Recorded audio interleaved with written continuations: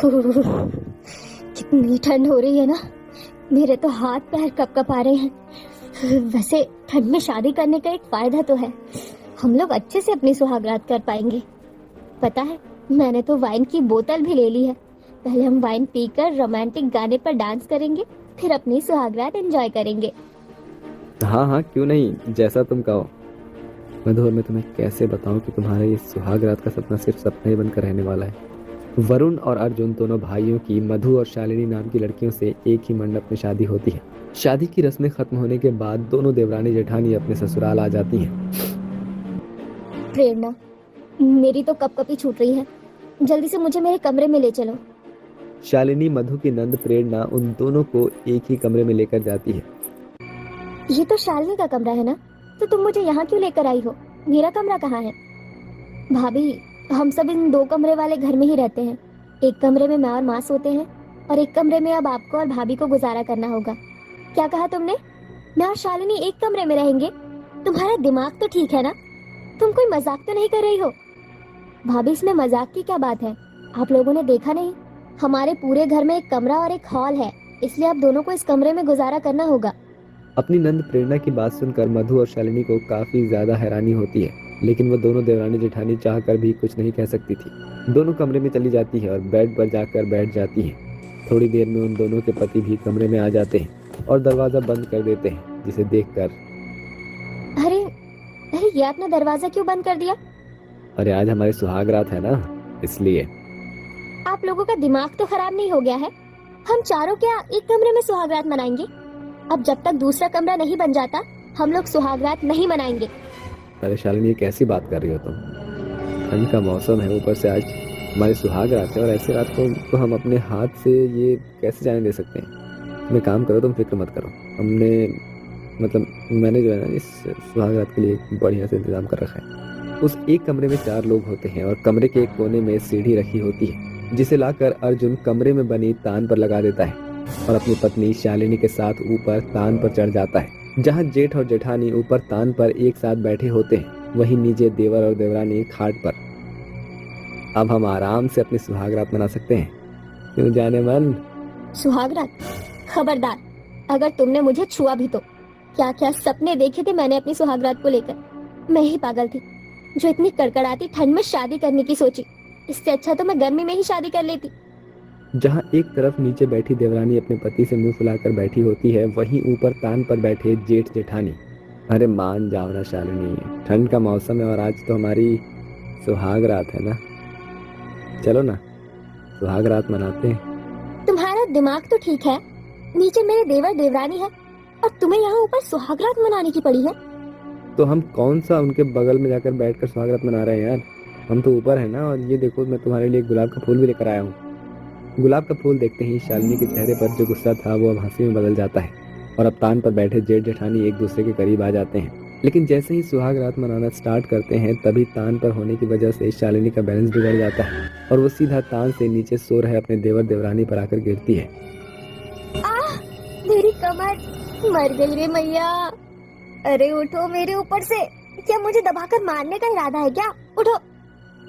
शालिनी अपने कमर पकड़ते हुए उठती है। आपका दिमाग तो ठीक है?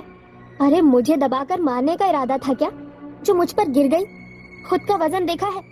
अरे मुझे कोई शौक नहीं है तुम पर गिरने का। किसने कहा था बिल्कुल तान के नीचे सोने के लिए? इतना बड़ा कमरा है, कहीं और नहीं सो सकती थी? वैसे ही हमारी सुहागरात खराब हो चुकी है, अब तुम्हें मेरा मूड खराब करने की कोई जरूरत नहीं है। अरे बस भी करिए आप लोग, हाँ?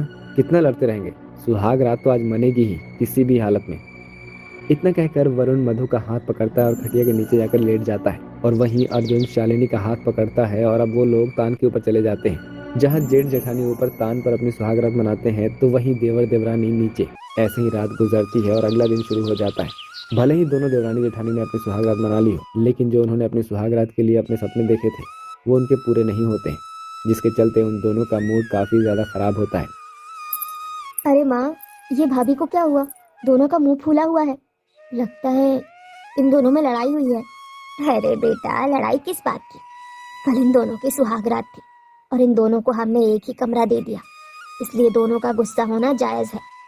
लेकिन बेटा तू ही बता, अब जब तक तेरे पिताजी की पेंशन नहीं आ जाती, तब तक हम लोग अलग कमरा कैसे बनवा सकते हैं? इन दोनों को भी तो समझना चाहिए।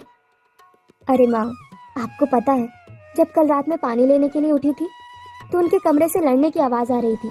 ये दोनों कहीं एक दूसरे को मारने ही ना लग जाए। एक कमरे में रहने की वजह से दोनों देवरानी जेठानी अपने अपने पतियों के साथ समय नहीं बिता पाती थी, जिसका उन्हें काफी ज्यादा दुख होता है। ऐसे ही एक दिन, अरे छोड़ो मुझे, छोड़ो, काम करने दो। बोलो मत, ये कमरा मेरे साथ साथ जेठ जेठानी जी का भी है। अगर वो लोग यहाँ आ गए तो क्या सोचेंगे हमारे बारे में? वही सोचेंगे जो करना है। मतलब तुम्हारा मन था ना कि हम एक सुहाग रात पर एक रोमांटिक डांस करें, लेकिन हम नहीं कर पाए थे। इसलिए आज मैं इस छोटे से स्पीकर में एक रोमांटिक, मतलब एक नहीं काफ़ी सारे रोमांटिक गाने भरा कर लाया। तो अब मतलब हम लोग आराम से एक दूसरे के साथ डांस कर सकते हैं। वरुण मधु का हाथ पकड़ता है और अब दोनों एक दूसरे के साथ डांस करने लगते हैं कि तभी अचानक से कमरे में शालिनी आ जाती है। अरे ये तुम क्या कर रही हो? भूलो मत, माँ जी कहीं बाहर नहीं गई है, आंगन में ही बैठी है। भाभी, माँ जी का तो छोड़िए, लेकिन आपको क्या तमीज नहीं है? ऐसे किसी के कमरे में आने से पहले दरवाजा खटखटाया जाता है। क्या कहा तुमने? किसी के कमरे में? भूलो मत, तुम्हारे साथ साथ ये कमरा मेरा भी है। अब हटो यहाँ से, मुझे सोने दो। शालिनी खाट पर जाकर सो जाती है, जिसे देखकर मधु को काफी गुस्सा आता है, लेकिन वो कुछ भी नहीं कर सकती थी। ऐसे ही एक दिन घर में किसी को ना पाकर शालिनी और अर्जुन कमरे का दरवाजा बंद करके एक दूसरे के साथ प्यार भरा वक्त गुजार रहे होते हैं कि तभी अचानक से मधु आती है और जोर जोर से दरवाजा खटखटाने लगती है। अरे खोलो, दरवाजा खोलो। क्यों बंद किया है? मुझे अंदर से सामान लेना है, खोलो। मधु के बार बार दरवाजा खटखटाने पर शालिनी गुस्से से दरवाजा खोलती है। अरे चैन नहीं है क्या तुम्हें? दिख नहीं रहा हम दोनों अंदर थे, फिर भी दरवाजा खटखटा रही हो? और क्या सामान है इस कमरे में? और क्या सामान है इस कमरे में ऐसा जो लेना इतना जरूरी था? अरे ये मेरा कमरा है, अब इस कमरे का दरवाजा मैं बंद करूं या खुला रखूं, तुम्हें इससे क्या? भूलो मत, उस दिन तुम्हें कहा था कि ये कमरा हम दोनों का है, तो तुम्हारी हिम्मत कैसे हुई हमारे कमरे का दरवाजा बंद करने की? अब हटो मेरे रास्ते से।